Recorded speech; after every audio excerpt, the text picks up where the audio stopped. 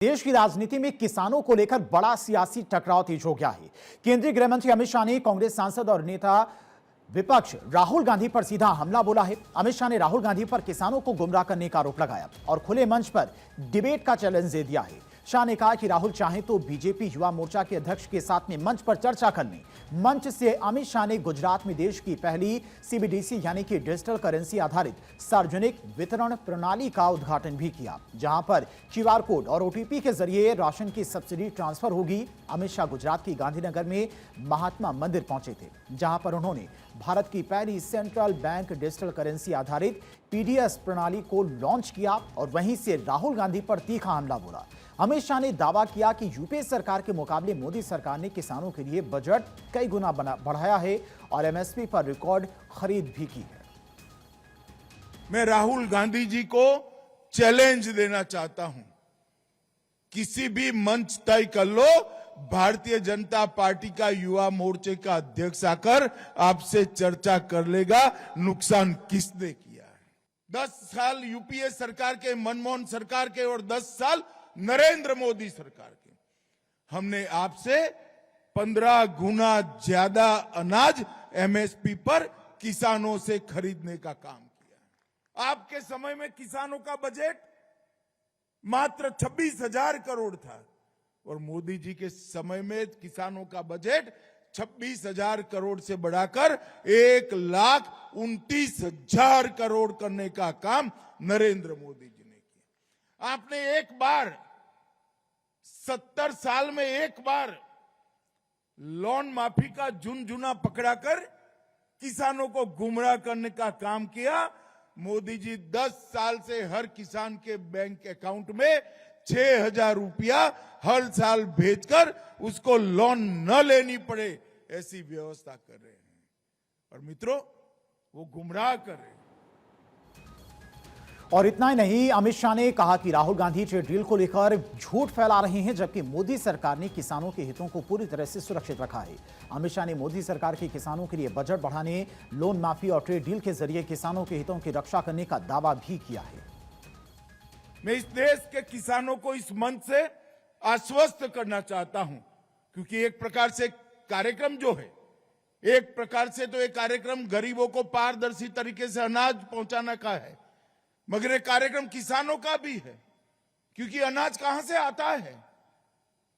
अनाज हमारे प्रहलाद भाई जो एमएसपी पर गेहूं, धान, दलहन खरीदते हैं, वो उचित दामों पर और मुफ्त में किसानों तक पहुंचाने का कार्यक्रम है। मैं आज इस मंच से देश के किसानों को कहने आया हूं कि राहुल गांधी झूठ बोल रहे हैं, देश के किसानों को गुमराह कर रहे हैं। इंग्लैंड और यूरोपियन यूनियन के साथ हुए एफटीए और अमेरिकन ट्रेड डील, ये दोनों समझौते में किसानों को पूर्णतया नरेंद्र मोदी जी ने सुरक्षित किया है, किसी को चिंता करने की जरूरत नहीं है। गृह मंत्री ने कहा कि कांग्रेस सरकार और उनका नेतृत्व हमेशा झूठ बोलकर जनता को गुमराह करता रहा है। कांग्रेस शहजादे राहुल गांधी देश की संसद में किसानों की बात करती हैं। अमित शाह ने सवाल उठाया कि कांग्रेस को किसानों के लिए बजट को लेकर उन्होंने घेरा है। अमित शाह ने क्या कुछ कहा? उन्होंने कांग्रेस को निशाने पर लेते हुए कहा कि आपने किसानों का कितना अनाज यूपीए के 10 साल में खरीदा? हमने आपसे 15 गुना ज्यादा अनाज एमएसपी पर खरीदा है। और अमित शाह ने आगे दावा किया कि यूपीए के समय किसानों का बजट 26,000 करोड़ था, जिसे मोदी सरकार ने 1,29,000 करोड़ तक बढ़ाने का काम किया। आपने 70 साल में एक बार लोन माफी का झुंझुना पकड़ाकर किसानों को गुमराह करने का काम किया। मोदी जी ने 10 साल में हर किसान के बैंक खाते में 6,000 रुपए भेजते हैं ताकि लोन लेने की नौबत न आए। कुल मिलाकर अमित शाह ने गुजरात से 2 बड़े संदेश दिए। पहला, राहुल गांधी पर किसानों को गुमराह करने का आरोप और खुला डिबेट चैलेंज, और दूसरा, राशन वितरण प्रणाली को डिजिटल करेंसी से जोड़कर एक नई शुरुआत। अब सवाल यह है कि राहुल गांधी इस ओपन चैलेंज को स्वीकार करेंगे या नहीं, और क्या देश भर में पीडीएस सिस्टम का यह मॉडल आगे चलकर राष्ट्रीय स्तर पर लागू किया जाएगा।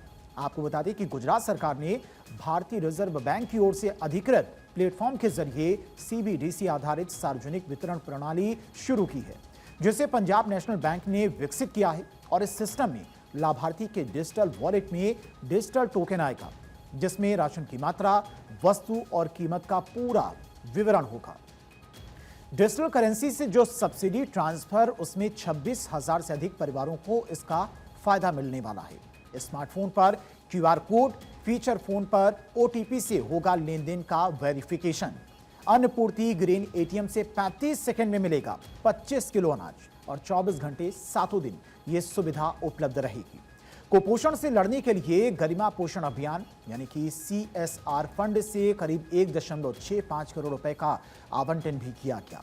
यानी कि अब राशन कार्ड के साथ साथ डिजिटल पहचान और डिजिटल भुगतान का नया दौर शुरू हो रहा है और दावा है कि इसमें भ्रष्टाचार पर लगाम लगेगी, सब्सिडी सीधे लाभार्थी तक पहुंचेगी। इतना ही नहीं, कुपोषण के खिलाफ लड़ाई को मजबूत करने के लिए भी गरिमा पोषण अभियान के तहत CSR फंड से जो 1.65 करोड़ रुपए का आवंटन किया गया है, वो नर्मदा जिले के गरुड़ेश्वर तालुका में खर्च होगा। गुजरात के गांधीनगर से जहां किसानों को राजनीति भी गरमाई, तो साथ ही डिजिटल इंडिया की नई तस्वीर भी सामने आई।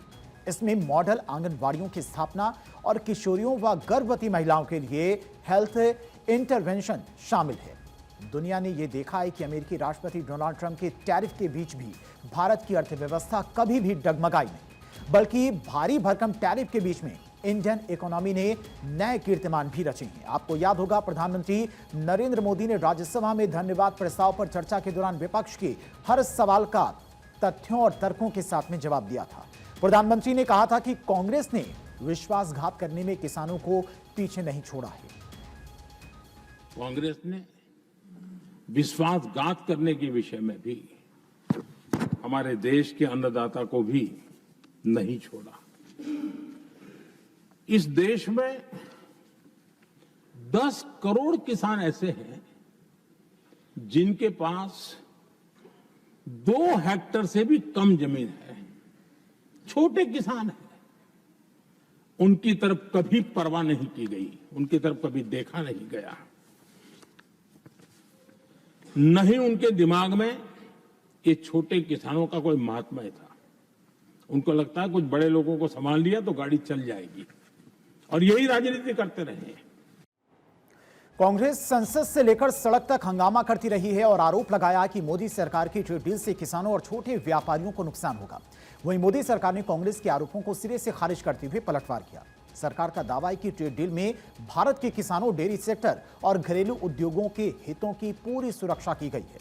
और आज एक बार फिर गृह मंत्री अमित शाह ने कांग्रेस और राहुल गांधी को सीधे तौर पर कटघरे में खड़ा कर दिया है।